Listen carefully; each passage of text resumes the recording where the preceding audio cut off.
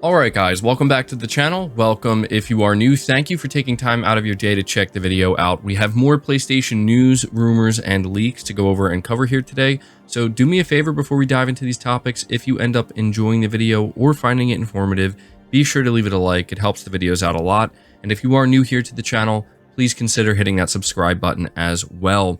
We're starting here with the announcement that occurred yesterday during Summer Game Fest of the Lies of P demo that is now available on both PlayStation 5 and PlayStation 4.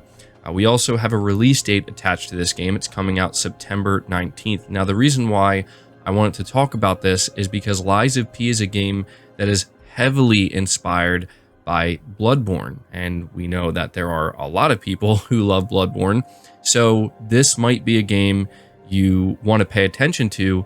And it's cool that they're actually putting out a demo. It's always nice to see developers doing this with their games. And I do want to let you guys know that I did download this demo. And to just give you very quick impressions, the game feels great to play. It definitely reminds me a lot of Bloodborne. It has a lot of inspiration there. But the only issue I ran into, and it's not a major one because it is a demo, is playing it on the PS5, specifically in the performance mode. It was giving me some issues. There was a lot of screen flickering. It seems like they certainly have more work to do for the performance mode of this game. But yeah, I would highly recommend giving this game a try. And it's worth noting that the demo is pretty decent in size. I think it covers the first 2 chapters. So there you go. The Lies of P demo is available now on the PlayStation Store to download. Moving on from that, we have some maybe not so ideal news in terms of PlayStation and events. Apparently, PlayStation is going to be skipping Gamescom 2023. Reading from PlayStation Lifestyle, Sony Interactive Entertainment has told German publication Games Market that PlayStation won't be making an appearance at Gamescom 2023. The company has been skipping major industry events for a number of years now and did not attend Gamescom last year either. According to Games Market, a Sony representative merely confirmed that the company won't be at the event. They didn't say why, but over the past few years, Sony has prioritized holding several short state of play events during the year. And so yeah, it's not necessarily the most surprising thing, but maybe still a little bit disappointing because Gamescom is one of the bigger events of the year. However, it does seem like Sony is going to be doing possibly another state of play at some point before the end of this year. That's what a lot of people are anticipating. It would be quite surprising if Sony didn't do anything at all for the remainder of the year, but what we can confirm is that they're not going to be attending Gamescom. So moving on to the next set of topics, we have some pretty significant leaks regarding Final Fantasy. Reading from WCCF Tech, it says, while Final Fantasy VII Remake kept the framework of the original story while making changes, it seems like its sequel, Final Fantasy VII Rebirth, will almost completely do away with the classic story, according to a reliable insider. It's worth noting there are going to be slight spoilers, so if you are not interested in knowing anything about Final Fantasy VII Rebirth, you might want to skip over this section. But it says here, speaking on the Reset Era forums as reported on the Gaming Leaks subreddit, I Am a Hero 2 revealed that the trailer only teased the smallest part of the game, and it will be a massive title that will, quote, kiss the original story completely goodbye, end quote, which is something that the trailer indeed teased, with Sephiroth suggesting that Tifa was killed during the events of Nibelheim. Additionally, Zack Fair will be playable during a big part of the game, which is something interesting considering his role in the original game was limited and was only expanded in Crisis Core, which was remade last year to provide players the means to experience the spin-off on modern gaming platforms. Speaking about Final Fantasy VII Rebirth's gameplay, I Am a Hero 2 confirmed that the game will feature big zones, but they will be smaller than those seen in the upcoming Final Fantasy XVI. Speaking further about the game, they said that the combat system is still sublime and that the game generally goes in a new direction and the callbacks to the original won't be as meta as those in Remake. Finally, it seems like we won't have to wait long to play the game. The insider revealed that the game is set to release in January of 2024. So yes, we did get a new trailer yesterday for Final Fantasy VII Rebirth. It was the show closer for Summer Game Fest, and it certainly teased a lot of things. It definitely teased that the story is going to be very different, but now we're pretty much getting confirmation that it's going to be just 100% different. Nothing is really going to be the same at all. We're getting confirmation from this insider that the combat system is still going to be just as great as it was in the first game.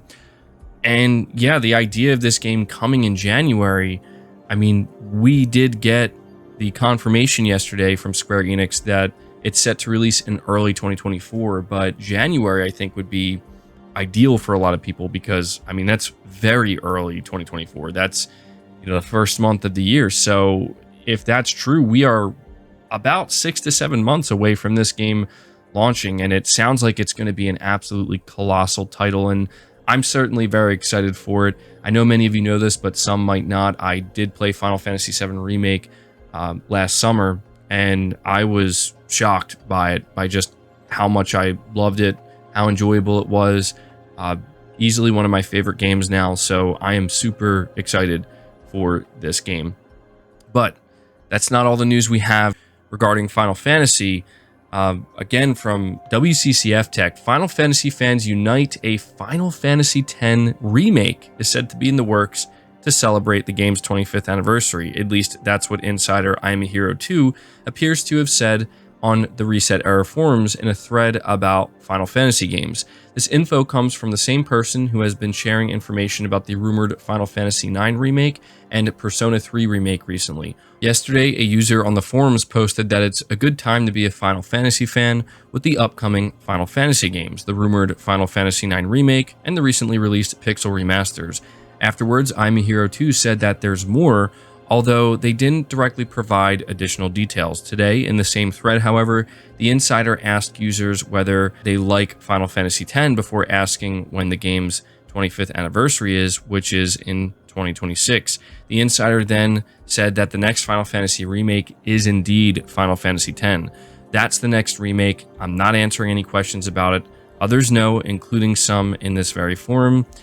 It'll hit for its anniversary. Obviously, take everything you're hearing with a grain of salt, but to me, this is very believable. It wouldn't surprise me at all if Square was planning to just continue to go all in with remaking some of these classic games. We know now, based off of multiple reports, that a Final Fantasy IX remake is in development, and some have speculated it's going to be a PlayStation 5 exclusive. And now we're hearing that Final Fantasy X is being remade, and it's set for a 2026 release. That could also potentially be a PS5 exclusive. I don't think that would surprise anybody at this point, but yeah, Square has a good thing going here, so they're going to obviously keep it going, and I wouldn't be surprised at all if Sony wants to continue trying to lock some of these games down for their platform. So let me know your thoughts on all of this. Moving on to the final topic, we have some new information regarding Spider-Man 2. It did show up at Summer Game Fest, and Insomniac revealed the release date.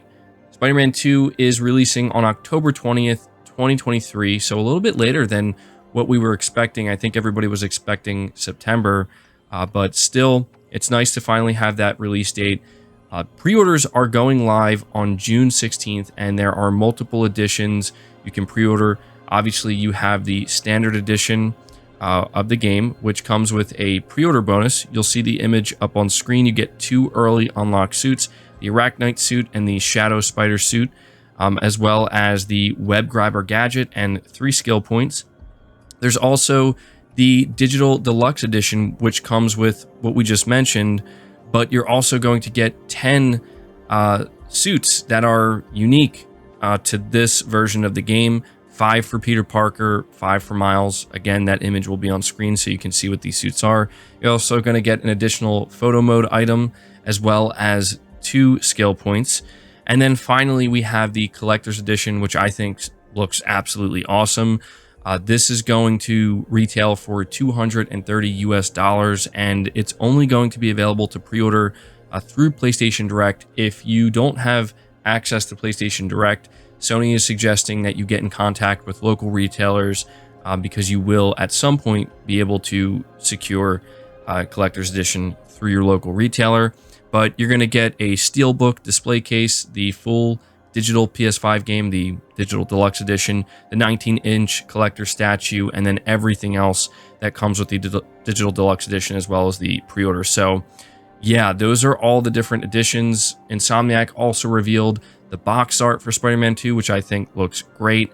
And on top of that, they revealed 2 new pieces of concept art. One teases a major battle with Kraven, but the other also teases a major battle with Venom, which I think looks absolutely awesome. I can't wait to actually see this in game.